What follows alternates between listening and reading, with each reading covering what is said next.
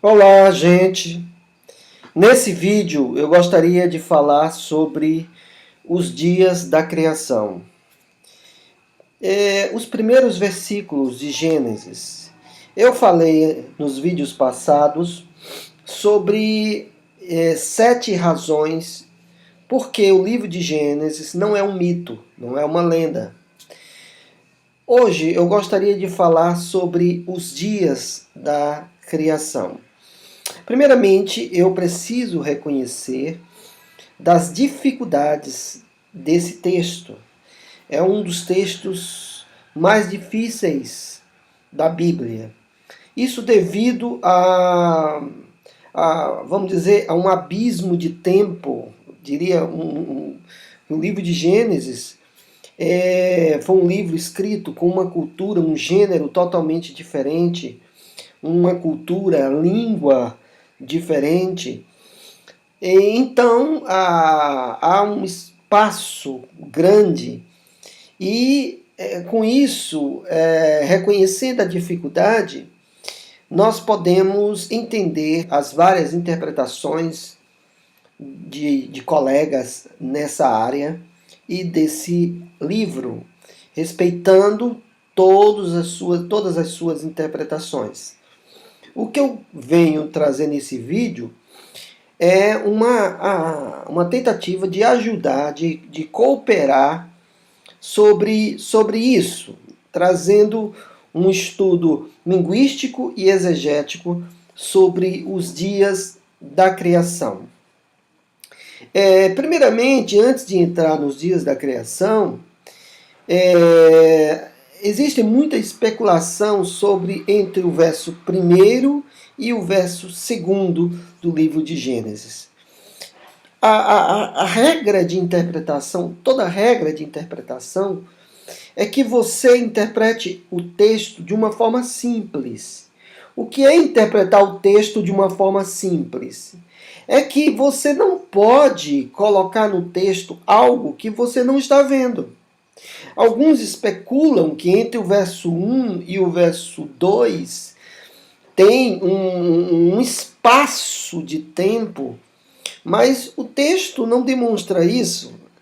O texto, o verso 1 e o verso 2, eles são ligados por uma conjunção hebraica, o vav, que pode ser traduzido como alguns traduzem, porém a terra era sem forma, mas e a terra era sem forma, no princípio criou Deus os céus e a terra era sem forma, ou seja, o texto demonstra com uma interpretação simples que Moisés estava falando daquela terra que Deus, que ele falou no verso 1º, no princípio criou Deus os céus e a terra. E a terra era sem forma e vazia, ou seja, Deus criou os céus e a terra, e aquela terra estava vazia. Na verdade, Deus, pelo seu propósito eterno, que nós não entendemos completamente, Deus já tinha criado a água e ele tinha um propósito de criar a partir daquela terra sem forma e vazia, ou seja, desorganizada, assim seria melhor se fosse traduzido, desorganizada com água, como o apóstolo Pedro confirmou isso nas suas epístolas, dizendo que Deus criou da água, ou seja, Deus criou a terra com água desorganizada, sem forma e vazia, né? Muito bem. Antes de entrar nos dias na interpretação dos dias da criação, eu preciso explicar sobre o aspecto linguístico, porque é isso que traz dúvida a muitos teólogos e intérpretes do livro de Gênesis.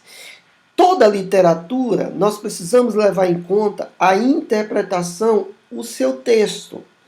E muitas pessoas, eles desconhecem um pouco sobre o aspecto linguístico. O aspecto linguístico.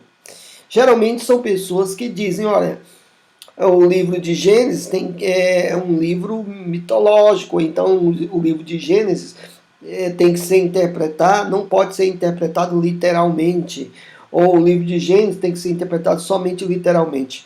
E já tenho falado aqui que cada texto, cada gênero tem que ser interpretado de acordo com o seu gênero, de acordo com o tipo textual, de acordo com o contexto. Então, antes eu preciso explicar sobre o aspecto linguístico. O aspecto linguístico. E para isso eu vou fazer uso aqui do chamado triângulo linguístico de Ogden e Richards, né? Para nós entendermos a interpretação da palavra ion em hebraico. Então vejam bem, para entendermos, eu vou colocar um texto do Novo Testamento que está em João capítulo 10, verso 7, Egoimi resuraton probaton, que quer dizer, eu sou a porta das ovelhas. Vejam bem, Jesus disse aqui que ele era ressura, a porta, tom, probaton, das ovelhas. Mas vamos ver, diante do triângulo, chamado triângulo linguístico de Ogden Richards. Vejam bem, segundo Ogden Richards, nós temos o significante. O que é o significante? É a representação do signo da palavra. No caso aqui é thura, porta. Mas existe outro significante em língua portuguesa, porta. Em inglês, door. Em latim, ianua. Então, o significante é essa representação, mas também tem o referente. O referente é aquilo que nós imaginamos, é aquilo que nós temos como referência para nós chamarmos a palavra, que no caso é uma porta, certo? É uma porta, esse é o referente. Mas não basta só isso. Nós temos o significante, que é o thura, né? A porta. Nós temos o referente, que nós já sabemos o que é, né? Uma porta, só que aqui é a porta das ovelhas. Então, nós entendemos que é alguma coisa que entra, né? Aqui no pasto, né? Ou no local das ovelhas. E aqui, então, nós vamos ter o contexto e indicativos sintáticos para que nós cheguemos ao significado. O significado, que no caso o significado é que Jesus está dizendo que ele é o meio de salvação daqueles que creem nele. É isso que Jesus está dizendo. Então vejam bem, passa pelo significante, depois passa pelo significante, depois pelo referente e depois então para o significado, que é o que realmente Jesus queria dizer, porque realmente Jesus não estava dizendo que ele era uma porta, mas ele usou uma metáfora para trazer o significado mais aprofundado. Então vamos usar agora com a palavra dia. Existem pelo menos três significados no livro de Gênesis para a palavra ion. Para a palavra ion. Eu gostaria de falar primeiramente dos dois e o último significado, que é o que nós vamos falar que é dia de 24 horas. Mas vamos lá para o primeiro significado da palavra ion. Está no verso 5 do capítulo 1, a parte A, né? E aqui diz o seguinte, ó: Vaikrar Elohim Laot Ion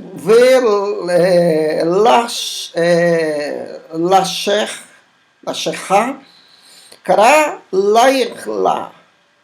Está dizendo aqui, né? E Deus chamou para a luz dia, e para treva chamou noite. Então preste atenção. A palavra Yom aqui, a palavra Yom, está relacionada com a luz, né? Está relacionada com a luz, Laor. E aqui, vejam bem, vamos ver, o significante é Yom, o referente realmente é dia 24 horas, mas o contexto está dizendo que é dia de 12 horas. O judeu também tinha uma visão de dia de 12 horas, que nós podemos ver isso quando Jesus falou lá em João 12, 9. Quando ele disse, não são 12 as horas do dia, se alguém andar de dia, não tropeça. Então Jesus está falando aqui o significado de Yom no contexto, porque Moisés está dizendo aqui que chamou Deus para a luz dia e para a treva chamou noite. Então, o dia aqui é dia de 12 horas, não de 24 horas, pelo contexto, né? Porque está chamando dia de luz, a luz de dia, e a treva de noite. Muito bem. Outro significado nós vemos em Gênesis 2:4. Em Gênesis 2:4 aqui tem de novo a palavra Yom, acompanhada de uma preposição, né? Brion. E o texto de 2:4 diz aqui, Ele toledot hashmaim veharetz berhi barean Brion a Asot, Yahvé, Elohim, Eretz, Veshamayim. Então, o Moisés está dizendo, né?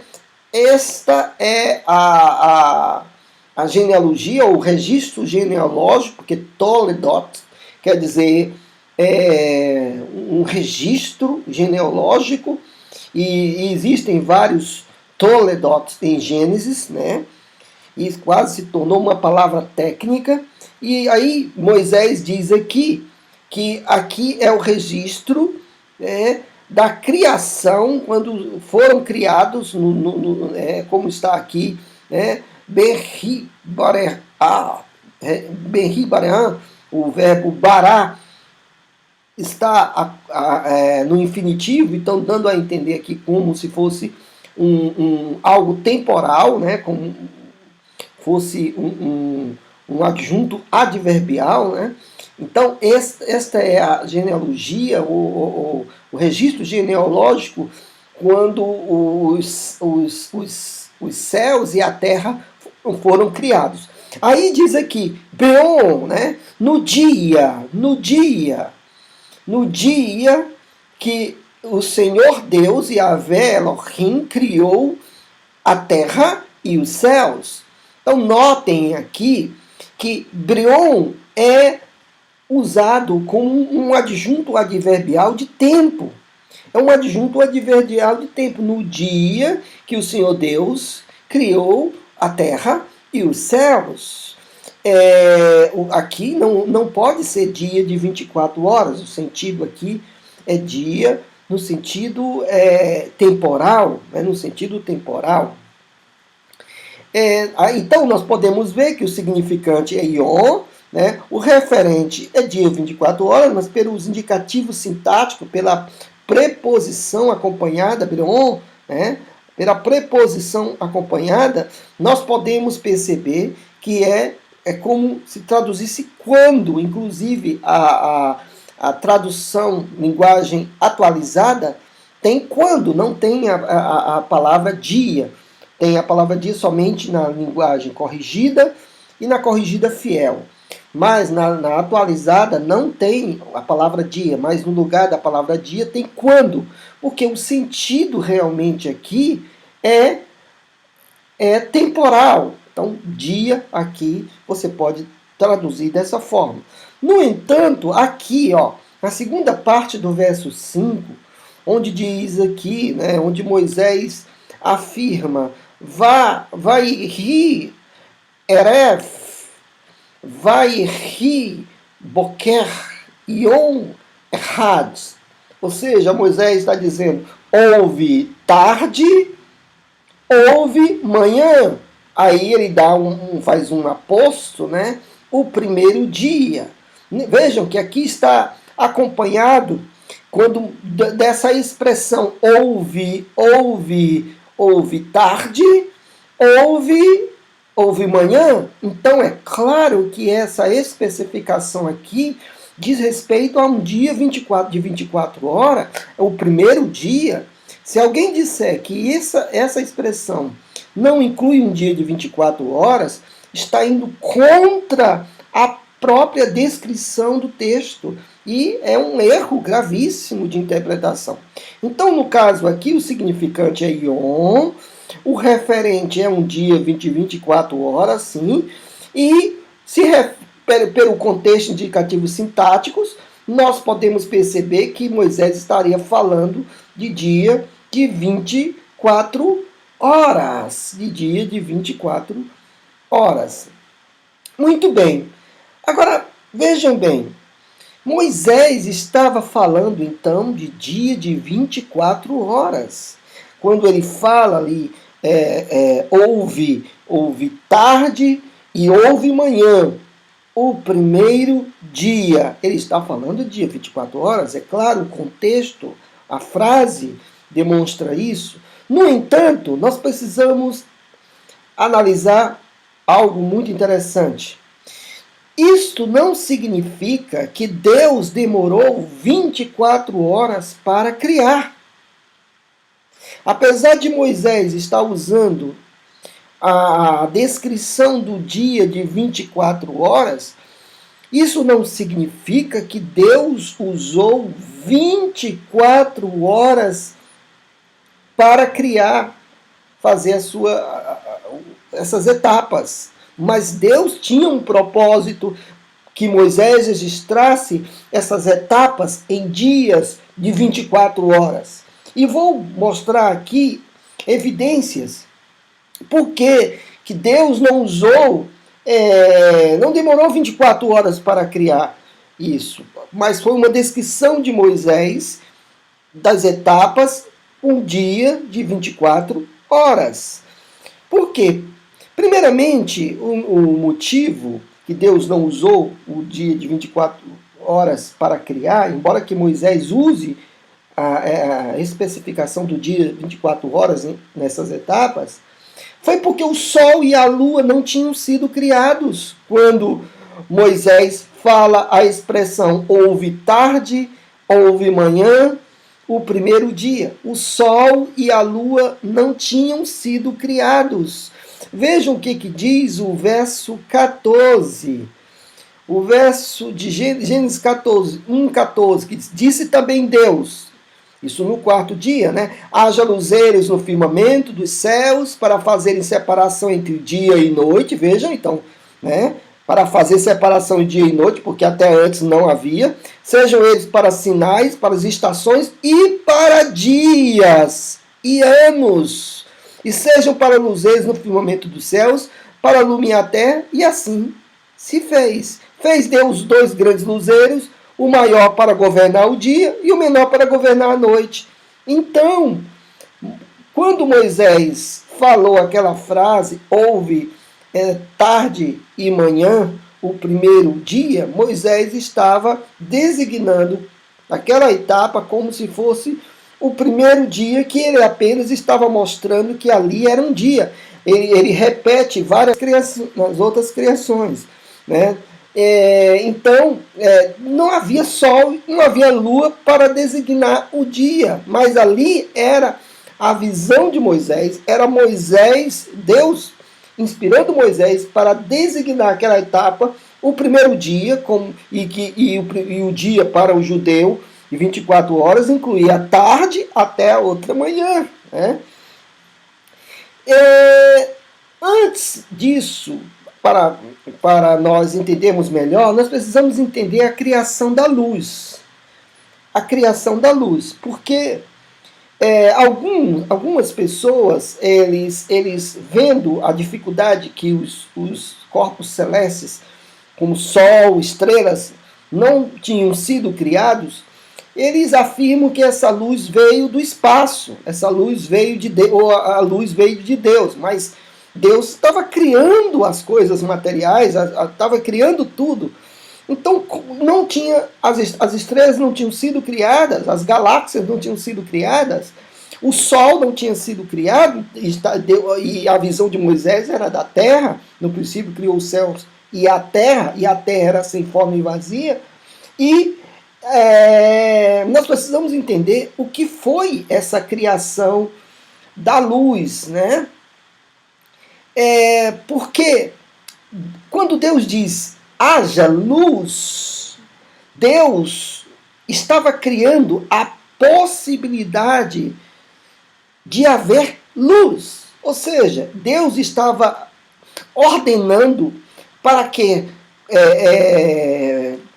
átomos ou gases ou qualquer outro fator químico e físico possam combinar para que houvesse luz.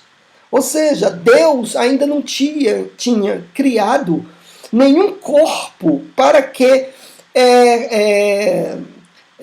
originasse a luz, mas ele estava criando a luz.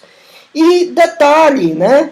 Daí nós entendemos que ele fez separação entre luz e trevas. Nós vemos no texto seguinte, no verso 4, que ele fez separação entre luz e trevas. O que é essa separação entre luz e trevas?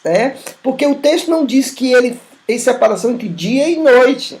Ele diz que fez separação entre luz e trevas. Isso significa, queridos, que Deus criou meios para que houvesse luz também nas trevas. Ou seja, luz que ela pudesse irradiar onde estavam as trevas. Porque se você ler lá nos versos anteriores, havia trevas na face do abismo. Havia trevas, não havia luz. Então, quando diz que houve separação entre luz e trevas, é que Deus permitiu, Deus criou meios para que houvesse a irradiação de luz em trevas. E aí, claro que as trevas seriam erradicadas, mas Deus permitiu isso. E nós podemos perceber isso em 2 Coríntios 4, 6, olha só um texto, que 2 Coríntios 4, 6, que o apóstolo Paulo fala aqui, estou lendo no original, Theos hoepon, ek scotus fos lampsai. É o que diz aqui? Porque Deus que disse das trevas, olha só, ek scotus fos lampsai, resplandeça a luz, fos, o qual resplandeceu em nossos corações pela iluminação do conhecimento da glória de Deus na face de Jesus Cristo. Então vejam aqui, o ek é uma preposição, ek é uma preposição grega que quer dizer sair, saiu das trevas, ou seja, Paulo está usando a mesma passagem de Gênesis, e Paulo está dizendo que Deus das trevas, ele resplandeceu a luz. E isso me explica a separação entre luz e trevas. Porque na lógica, quando a luz aparece, a trevas acaba, não existe. Mas Moisés estaria falando uma tautologia? Moisés estaria falando um pleonasmo? Algo tão sem significado, sem tanta informação? Mas o sentido é esse, que Deus permitiu que houvesse luz para que pudesse irradiar onde tem trevas. O sentido é esse. Então, no meu primeiro argumento é dizer que não havia sol, não havia corpos celestes, mas Moisés mesmo assim falou que houve tarde e manhã o primeiro dia. Ou seja, Deus não usou 24 horas, até porque haja luz, né? E Deus disse, haja luz, e houve luz. Esse houve luz não significa que a partir daquele momento apareceu uma luz. Não, houve luz porque a possibilidade da luz, né? E potencialmente houve luz porque Deus providenciou meios para que essa luz pudesse ser manifestada, mas que havia luz, sim, por causa em potencial, né? Então, haja luz é algo instantâneo. Isso não dá ênfase jamais para uma evolução patética que alguns tentam colocar nos dias de Gênesis. Jamais. Porque a criação de Deus foi instantânea, exceto a criação do homem e da mulher, que foi em etapas. É o que eu vou falar daqui a pouco, né? Então, a criação da luz foi instantânea, dos animais também foi instantâneo, das plantas, né? Só com exceção a criação do homem e a criação da mulher no sexto dia. Por isso que eu estou defendendo que, apesar de Moisés usar o dia de 24 horas, Deus não dependeu dessas 24 horas. Porque haja luz, aconteceu. Não precisou 24 horas. Cresça as plantas, né? E pronto. Mas no sexto dia aconteceu em duas etapas. E aqui no capítulo 2, verso 15 de Gênesis, preste atenção como isso aqui dá a entender que foi mais de um dia, gente. Olha só. Tomou, pois, o Senhor Deus ao homem e o colocou no jardim do Éden para cultivar e o guardar. E o Senhor Deus lhe deu esta ordem: de toda a árvore do jardim comerás livremente, mas da árvore do conhecimento do bem e do mal não comerás, porque no dia que dela comeres, certamente morrerás. Detalhe, a mulher ainda não tinha sido criada. Então veja aqui, disse mais o Senhor Deus: não é bom que o homem esteja só. Falei uma auxiliadora que ele seja idônea. Havendo, pois, o Senhor Deus formado da terra todos os animais do campo, vejam, todos os animais do campo e todas as aves do céu, trouxe-os ao homem para ver como este lhes chamaria. E o nome que o homem desse a todos os seres viventes, esse seria o nome deles. Deu nome o homem a todos os animais domésticos, às aves dos céus e a todos os animais selváticos. Para o homem, todavia, não se achava uma auxiliadora que ele fosse idônea. Olha, gente, se isso foi em 24 horas, Adão era um X-Men, né? Adão era algo que era mais do que um super-homem, porque ele dá nome. Isso ainda era o sexto dia, porque a mulher ainda não tinha sido criada. Os animais domésticos, a todas as aves que Deus trouxe a ele deu nome. E foi nesse dar o nome que ele percebeu que estava só, que ele não achou uma auxiliadora idônea. E foi aí que Deus fez que ele dormisse e aí criou a mulher do homem. Gente, é claro que isso é muito mais do que 24 horas. Então Deus quis que fosse duas etapas. Mas duas etapas não significa que Deus esperou a evolução, como alguns dizem, a evolução do homem que foi. Não, nada disso. Deus criou o homem instantaneamente, do pó da terra, esperou ele nomear os animais e ter desejo pela sua companheira, e aí Deus criou a Eva, a sua companheira, e trouxe ao homem. Então, o que nós podemos perceber é que houve muito mais de 24 horas no sexto dia. E no primeiro dia e nos outros dias foi instantâneo.